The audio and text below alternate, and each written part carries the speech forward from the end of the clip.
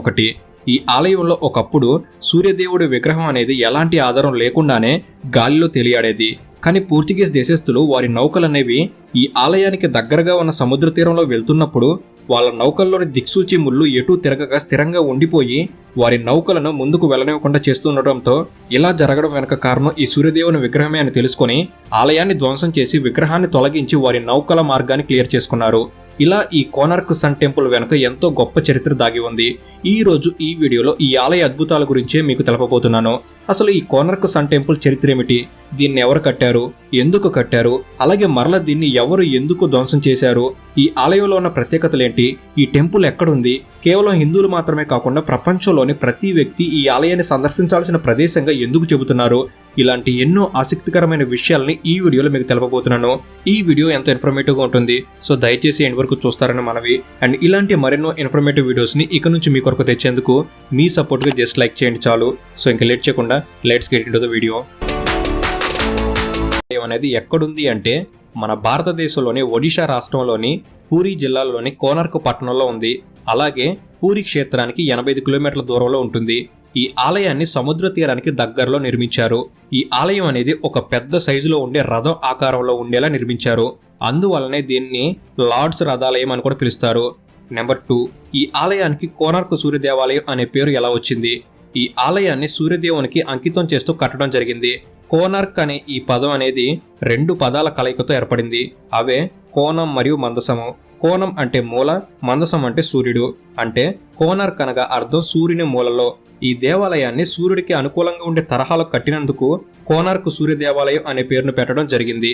ఇక నెంబర్ 3, ఈ సూర్య దేవాలయాన్ని ఎవరు ఎప్పుడు కట్టించారు? ఈ పురాతన సూర్య దేవాలయాన్ని క్రీస్తు శకం 1250లలో తూర్పు గంగా రాజవంశానికి చెందిన ప్రముఖ చక్రవర్తి నరసింహదేవ్ నిర్మించారు. ఈ ఆలయాన్ని 1200 మంది కార్మికులు కలిసి దాదాపుగా 12 సంవత్సరాలు కష్టపడగా, అంటే 1243 నుంచి 1255 వరకు కష్టపడగా ఈ అందమైన దేవాలయం పూర్తయింది. నెంబర్ 4, ఈ సూర్య దేవాలయం కట్టడం వెనుక ఉన్న కథ ఏంటి, చరిత్ర ఏమిటి? ఈ దేవాలయం కట్టడం వెనుక చాలా కథలే ప్రచారంలో ఉన్నాయి. అవేంటో మీకు తెలుపుతాను. మొదటి కథ 1200 నుంచి 1250 మధ్య సంవత్సరాల్లో అనగా 13వ శతాబ్దంలో భారతదేశంలోని చాలా ప్రాంతాలని ఆఫ్ఘనిన్ ముస్లిం పాలకులు యుద్ధాల్లో గెలిచి ఆక్రమించేశారు. ఈ శక్తివంతమైన ముస్లిం పాలకులతో ఏ భారతదేశ రాజులు సరిగ్గా పోటీ పడలేకపోయారు.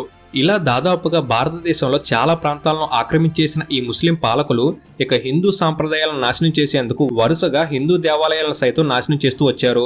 ఇలా అయితే ఈ ప్రాంతంలో అనగా ఒరిస్సాలో కూడా హిందూ సామ్రాజ్యం అనేది ముగిసిపోతుందని పసిగట్టిన అప్పటి ఈ ప్రాంతరాజు గంగా వంశ పాలకుడు నరసింహదేవుడు ముస్లిం పాలకులతో పోరాడేందుకు సాహసించాడు. వాళ్ళందరికీ ఒక పాఠం నేర్పాలని భావించి తెలివైన విధానాలతో ఆ ముస్లిం పాలకులపై దాడి చేశాడు. ఇలా ఈ విధంగా తుగన్ ఖాన్ అనే ముస్లిం పాలకునితో ఈ హిందూ రాజు యుద్ధాన్ని చేసి వారి ముస్లిం సైన్యాన్ని తెలివిగా చెదరగొట్టి విజయం సాధించాడు. ఇలా ఈ విధంగా ఎంతో కష్టమైన యుద్ధాన్ని జయించిన ఈ నరసింహదేవ్ రాజు ఆ ఆనందంలో తన ఇష్టదైవమైన సూర్యునికి అంకితం చేస్తూ ఒక దేవాలయాన్ని కట్టాలని నిర్ణయించుకున్నాడు. అలా నిర్మించినదే ఈ కోనార్క్ సూర్య దేవాలయం. ఇక ఈ దేవాలయం కట్టడం వెనుక ఉన్న మరో మతపరమైన పురాణ కథ ఏమిటంటే, శ్రీకృష్ణుడు కొడుకైన సాంబుడు ఒకరోజు నీలరేవులో అభ్యంగా స్నానం చేస్తున్న కొందరు ఆడవాళ్లను చూడటంతో శ్రీకృష్ణుడు కోపంతో అతని కొడుకుని శపిస్తాడు. ఈ శాపం వలన సాంబుడు కుష్ఠరోగానికి గురవుతాడు. దాంతో సాంబుడు ఈ వ్యాధి నుంచి బయటపడేందుకు ప్రస్తుతం కోనార్క్గా పిలువబడుతున్న మైత్రీవనంకి వచ్చి అక్కడ నది స్నానం చేస్తూ సూర్యదేవుడిని ఆరాధిస్తూ ఉండేవాడు. ఇలా ఈ విధంగా 12 సంవత్సరాలు సూర్యదేవుని కోసం తపస్సు చేయగా చివరికి సూర్యదేవుడు ప్రత్యక్షమై సాంబుడిని ఆశీర్వదించగా అతని కుష్ఠరోగం పోతుంది. దాంతో సాంబుడు సూర్యదేవుడు తనకు చేసిన మేలుకు ఫలితంగా వారికి ఆలయాన్ని కట్టాలని నిర్ణయించుకుంటాడు. ఈ ఆలోచనతో ఉన్న సమయంలో ఒకరోజు సాంబుడు నదిలో స్నానం చేస్తుండగా అతనికి సూర్యదేవుని విగ్రహం దొరుకుతుంది. దాంతో వెంటనే ఆ విగ్రహాన్ని ఇక్కడ ప్రతిష్ఠించి ఈ కోనార్క్ దేవాలయాన్ని కట్టించాడని పురాణాలు తెలుపుతున్నాయి. అయితే ప్రస్తుతం ఆ విగ్రహం ఇప్పుడు కనిపించడం లేదు. ఆ విగ్రహం ఏమైంది అన్న విషయం ఇప్పటికీ రహస్యమే. సాంబుడు విషయంలో ఇలా తన వ్యాధి నయం కావడంతో చాలా మంది భక్తులు విశ్వాసంతో ఈ ఆలయానికి అప్పటి నుంచి వస్తున్నారు. ఇక నెంబర్ 5, ఈ ఆలయం నిర్మాణం ఎలా ఉంటుంది, ఈ ఆలయంలో ఉన్న ప్రత్యేకతల విశేషాలేంటో ఇప్పుడు చూద్దాం. ఈ ఆలయాన్ని సూర్యగమనానికి అంటే సూర్య దిశలకు అనుగుణంగా ఉండేలా కట్టారు. ఈ ఆలయం అనేది రథం ఆకారంలో ఉంటుంది. ఈ రథానికి మొత్తం 12 జతల చక్రాలు ఉంటాయి. ఈ 12 జతల చక్రాలు కూడా సంవత్సరంలోని 12 నెలలని 12 రాసులని సూచిస్తాయి. అలాగే ఈ 12 జతల చక్రాలు అనేవి రోజులోని 24 గంటలను కూడా సూచిస్తాయి. ఈ ఆలయ చక్రాలపై పడే సూర్యకిరణాల ఆధారంగా టైం ఎంత అవుతుంది అనే విషయాన్ని ఇక్కడ స్థానికులు చెప్పగలరు. ఇక ఈ రథాన్ని 7 గుర్రాలు లాగుతున్నట్లుగా శిల్పాలు కనిపిస్తాయి. ఈ 7 గుర్రాలు కూడా వారంలోని 7 రోజులుగా చిహ్నాలుగా పరిగణించారు. ఈ ఆలయం మొత్తాన్ని నల్ల గ్రానైట్ మరియు ఎర్ర ఇసుక రాయితో కట్టారు. ఇలా వీటితో నిర్మించిన ప్రపంచంలోని ఏకైక ఆలయం కూడా ఈ సూర్య దేవాలయమే. ఈ సూర్య దేవాలయంలో సూర్యదేవుని 3 విగ్రహాలు ఉంటాయి. ఇవి ఒకటి బాల్యం, మరొకటి యవ్వనం, మరొకటి వృద్ధాప్యాన్ని సూచిస్తాయి. వీటిని ఉదయించే సూర్యుడు, మధ్యాహ్న సూర్యుడు మరియు అస్తమించే సూర్యుడిగా కూడా పిలుస్తారు. ఇక ఆలయ ఆధార భాగంలో అంటే నేలకు 2 అడుగుల ఎత్తులో ఏనుగులు, కోతులు లాంటి వివిధ రకాల జంతువులు, పక్షుల శిల్పాలు అనేవి చెక్కబడి ఉన్నాయి. శిల్పాలు కుస్తీ లాంటి యుద్ధ కళలను అభ్యసిస్తున్న శిల్పాలు వంటివి ఎన్నో కనబడతాయి. ఈ శిల్పాలలో ప్రత్యేకంగా ఒడిస్సీ నృత్యానికి సంబంధించిన 128 రకాల భంగిమలు ఉంటాయి. అలాగే ఈ ఆలయ గోడలపై యవ్వనంలో ఉండే వారిని ఆకర్షిస్తూ కామసూత్ర భాష్యం చెప్పే భంగిమలు ఉంటాయి. ఇవి హైందవ సమాజంలో వివాహ వ్యవస్థకు ఎంతటి ప్రాముఖ్యత ఉందో ఈ శిల్పాలు తెలియజేస్తాయి. మరికొంత ముందుకు వెళ్తే దేవతామూర్తుల విగ్రహాలు కనబడతాయి. దేవాలయానికి పైన పద్మము, కలశము అనేవి ఆకర్షణీయంగా చెక్కబడి ఉన్నాయి. ఇక ఈ ఆలయం ఎంట్రన్స్ లో అనగా ప్రధాన ద్వారం దగ్గర ఒక సింహం, ఏనుగు విగ్రహాలనేవి అద్భుతంగా చెక్కబడి ఉంటాయి. ఈ సింహం ఏనుగుపై దాడి చేస్తూ ఉంటే ఆ ఏనుగేమో ఒక మనిషిని చంపుతున్నట్లుగా ఈ శిల్పాలు అర్థం వచ్చేలా కనిపిస్తాయి. ఇలా వీటిని చెక్కడం వెనక కారణం ఆ సింహం బొమ్మ అనేది అహంకారానికి, పొగరికి నిదర్శనంగా, ఏనుగేమో ధనానికి ప్రతీకగా ఉన్నాయి.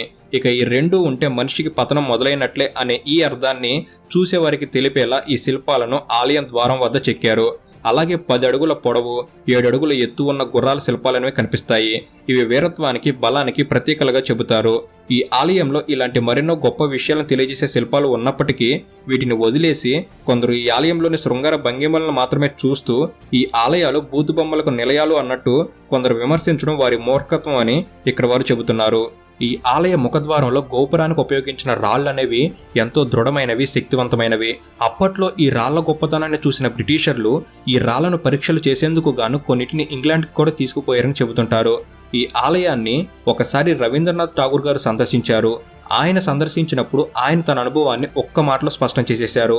ఆ మాట ఏమిటంటే, ఇక్కడి శిల్పాల భాష మనిషి భాషను సైతం అధిగమించింది అని అన్నారు. ఇక నెంబర్ 6, ఈ ఆలయాన్ని ఎవరు, ఎందుకని ధ్వంసం చేశారు?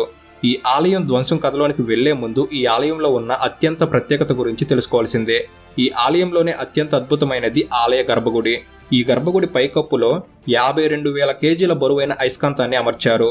అలాగే దేవాలయంలోని మ్యాగ్నెటైట్ రాళ్లను కూడా ఒక క్రమ పద్ధతిలో ఒకదాని మీదగా ఒకటి అమర్చారు. ఇలా ఎంతో జాగ్రత్తగా ఈ నిర్మాణాన్ని కట్టిన తర్వాత ఇనుముతో సూర్యదేవుడి విగ్రహాన్ని తయారు చేయించి ఈ విగ్రహాన్ని చివరికి గర్భగుడిలో పెట్టగా ఆ విగ్రహం ఈ అయస్కాంత ప్రభావం వలన నేలను తాకకుండా గాలిలోనే తేలుతూ స్థిరపడింది. ఇది చూసేందుకు ఎంతో అద్భుతంగా అప్పట్లో నిలిచింది. అలాగే ఈ సూర్యదేవుని విగ్రహం తలపైన ఒక వజ్రపు కిరీటాన్ని ఏర్పాటు చేశారు. దాంతో ఉదయం పూట వచ్చే సూర్యకిరణాలనేవి ఈ కిరీటంపై పడగా ఒక్కసారిగా ఆలయం అంతా ఎంతో అద్భుతంగా వెలుతురుతో మెరిసిపోయేది. ఇలా ఈ దేవాలయం అనేది ఎంతో అద్భుతంగా అప్పట్లో భారతదేశంలో పేరును తెచ్చుకుంది. సూర్యదేవుడి అనుగ్రహం వలన సాంబుడు తన శరీర రోగాల నుంచి విముక్తి పొందటం వలనే కట్టించిన ఈ ఆలయానికి ఎన్నో వందల మంది ప్రజలు, రోగాలతో బాధపడుతున్న వారందరూ సూర్యదేవుడి అనుగ్రహం కొరకు వచ్చేవారు. ఇలా ఈ విధంగా ఎంతో ప్రాముఖ్యతను సంచరించుకుంటున్న ఈ దేవాలయాన్ని 15వ శతాబ్దంలో ముస్లిం పాలకులు భారతదేశాన్ని ఆక్రమించాక వారి సైన్యం ఈ ఆలయంపై దాడి చేసి ధ్వంసం చేశారు. ఈ ధ్వంసం తర్వాత కూడా ఈ ఆలయం కాస్త తట్టుకొని నిలబడిన సమయంలో పోర్చుగీసు వారు ఈ ఆలయం దగ్గరలో ఉన్న సముద్ర తీరాన వెళ్తుండగా వారి నౌకల్లోని దిక్సూచి ములులనేవి పనిచేయడం ఆగిపోయాయి. కారణం ఈ ఆలయం గోపురంలో ఉన్న 52,000 కేజీల అయస్కాంత ప్రభావం వలన. ఇది గమనించిన పోర్చుగీసు వారు ఈ ఆలయాన్ని మరింత ధ్వంసం చేసి ఆ అయస్కాంతాన్ని తీసుకెళ్లిపోయారని చరిత్ర తెలుపుతుంది. ఇలా ఎంతో అద్భుతమైన ఈ ఆలయం అనేది నేటికి పూర్తిగా దాని ప్రత్యేకతలను కోల్పోయి కొంతమేర మాత్రమే మిగిలి మన వరకు రావడం జరిగింది. భారతదేశంలోని దేవాలయాలన్నింటిలోనూ ఈ దేవాలయం ఎంతో ప్రఖ్యాతి చెందినది కావడంతో 1884వ సంవత్సరంలో యునెస్కో వారు ప్రపంచ వారసత్వ సంపదగా దీన్ని గుర్తించారు. అలాగే భారతదేశంలోని 7 వింతల్లో ఒకటిగా కూడా ఈ దేవాలయాన్ని చెబుతారు. ప్రస్తుతం మనం 10 రూపాయల నోటు మీద కనిపించే ఆ చక్రం అనేది ఈ ఆలయంలోని 12 జతల చక్రాల్లోనిదే. ఈ ఆలయం ఎంతగానో ధ్వంసం అయినప్పటికీ ఈ ఆలయంలో పాక్షికంగా దెబ్బతిని పడిపోయిన కొన్ని శిల్పాలను దగ్గరలోనే ఉన్న సూర్య దేవాలయ మ్యూజియంలో ప్రజలు చూసేందుకు భద్రపరిచారు. ఈ మ్యూజియంని ఆర్కియోలాజికల్ మ్యూజియం అని పిలుస్తారు. ఈ మ్యూజియంలో ఈ ఆలయానికి సంబంధించిన ఎన్నో శిల్పాలు, పత్రాలు, ఒడిశా పురాతన చిత్రాలను, వివిధ రకాల స్మారక చిహ్నాలు భద్రపరిచారు. ఈ మ్యూజియంని ఉదయం 10 నుంచి సాయంత్రం 5 గంటల వరకు పర్యాటకుల సందర్శనార్థం తెరిచి ఉంచుతారు. ప్రతి శుక్రవారం సెలవు. ఈ మ్యూజియం ఎంట్రన్స్ టికెట్ కాస్ట్ కేవలం 5 రూపాయలు మాత్రమే. ఇక ఫైనల్గా నెంబర్ 7, ఈ కోనార్క్ సూర్య దేవాలయంకి వెళ్ళటం ఎలా? విమానం ద్వారా వెళ్లాలనుకుంటే ఒడిశాలోని భువనేశ్వర్కి విమానాల్లో చేరుకుంటే అక్కడి నుంచి 64 కిలోమీటర్ల దూరం రోడ్డు ప్రయాణం చేయాలి. రైలు ద్వారా వెళ్లాలనుకుంటే ఒడిశాలోని పూరీ నగరం వరకు రైల్లో చేరుకుని అక్కడి నుంచి 33 కిలోమీటర్లు రోడ్డు ప్రయాణం చేయాలి. అదే బస్సు ద్వారా అయితే పూరీ నగరానికి లేదా భువనేశ్వర్కి చేరుకుంటే అక్కడి నుంచి ఈ ఆలయానికి గవర్నమెంట్ బస్సులు అలాగే ప్రైవేట్ బస్సులు అనేవి ప్రతిరోజు నడుస్తూనే ఉంటాయి. ఇక ఈ ఆలయం టైమింగ్స్ వచ్చి ఉదయం 6 గంటల నుంచి